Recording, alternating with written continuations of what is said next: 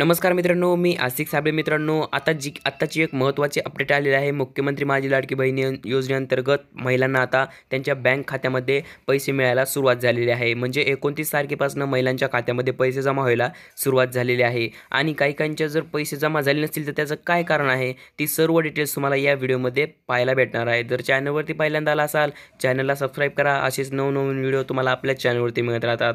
तर चला व्हिडिओला सुरुवात करूयात.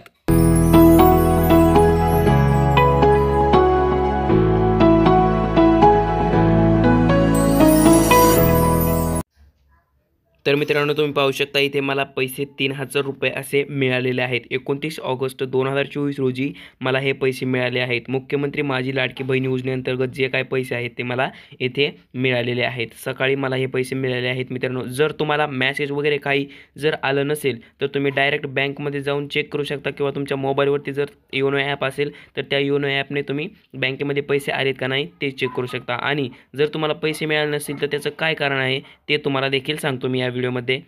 तर मित्रांनो, तुम्ही पाहू शकता, तुम्हाला जे काही मुख्यमंत्री माझी लाडकी बहीण योजनेचं पोर्टल आहे त्या पोर्टलवरती यायचं आहे. पोर्टलवरती आल्याच्यानंतर तुम्हाला जे काही तुमचा मोबाईल नंबरने लॉग इन करणार आहात तुम्ही, ते लॉग इन करून घेऊन केलेल्या अर्जवरती क्लिक केल्याच्यानंतर तुम्हाला असा इंटरफेस येईल. असा इंटरफेस आल्याच्यानंतर तुम्हाला इथे अप्रूव्ह दाखवेल, रिसबमिट दाखवेल, किंवा काही जणांचे पेंडिंग दाखवेल. तर मी तुम्हाला सांगतो, रिसबमिट म्हणजे तुमचा जो काही फॉर्म आहे तो तुम्हाला रिसबमिट करायचा आहे. इथं एडिटच्या ऑप्शनवरती क्लिक करून तुमचा फॉर्म पेंडिंगमध्ये असेल तर तुम्हाला काही दिवस थांबायचा आहे तुमचा फॉर्म अप्रूव्ह होईपर्यंत. आणि जर तुमचा फॉर्म अप्रूव्ह असेल तर तुम्हाला काही काळजी करायची गरज नाही. तुम्हाला जे काही पैसे आहेत ते आजपासून पैसे मिळायला सुरुवात झालेली आहे. तुम्हाला उद्या मिळून जातील, परवा दिवशी मिळून जातील, किंवा तुम्हाला पैसे जे काय आहेत ते दुसरा हप्ता मिळून जाईल. मला जसं की आता तुम्हाला दाखवलं, मला 3000 रुपये मिळालेले आहेत.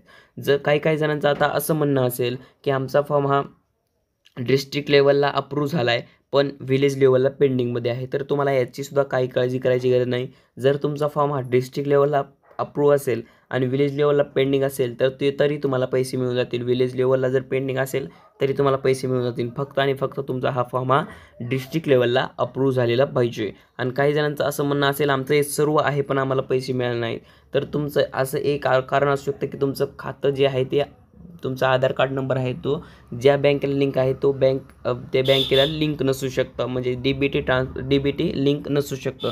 तर ते तुम्हाला सर्वप्रथम चेक करायचं, तुमचं हे आधार कार्डचा नंबर जो आहे तो बँकेला लिंक आहे का नाही ते सर्वप्रथम चेक करायचं आहे. जर तो आधार कार्ड नंबर बँकेला लिंक नसेल तर तुम्हाला पैसे मिळणार नाही आहेत. तुम्हाला लवकरात लवकर तो आधार कार्ड नंबर बँकेला लिंक करून घ्यायचा आहे, डीबीटी लिंक करून घ्यायचा आहे. जर तुमचं आधार कार्ड हे जर लिंक होत नसेल तर तुम्ही डायरेक्ट काय करा, पोस्ट ऑफिसमध्ये जावा आणि एक नवीन अकाउंट खोलून घ्यावा. पोस्ट ऑफिसचं जे काही नवीन आहे ते नवीन अकाउंट खोलून घ्या. तुमचं हे डायरेक्ट 2-3 दिवसामध्ये ते डीबीटी लिंक होऊन जाईल आणि तुम्हाला पैसे पोस्ट बँकेमध्ये मिळून जाते. मित्रांनो, महत्त्वपूर्ण व्हिडिओ होता असा. तुमच्या मित्रांना नक्कीच शेअर करा. जर चॅनलवरती पहिल्यांदा आला असेल तर चॅनलला सबस्क्राईब करा. असेच नवनवीन व्हिडिओ तुम्हाला आपल्या चॅनलवरती मिळत राहतात. तर चला भेटूयात पुढच्या व्हिडिओमध्ये. धन्यवाद. जय हिंद, जय महाराष्ट्र.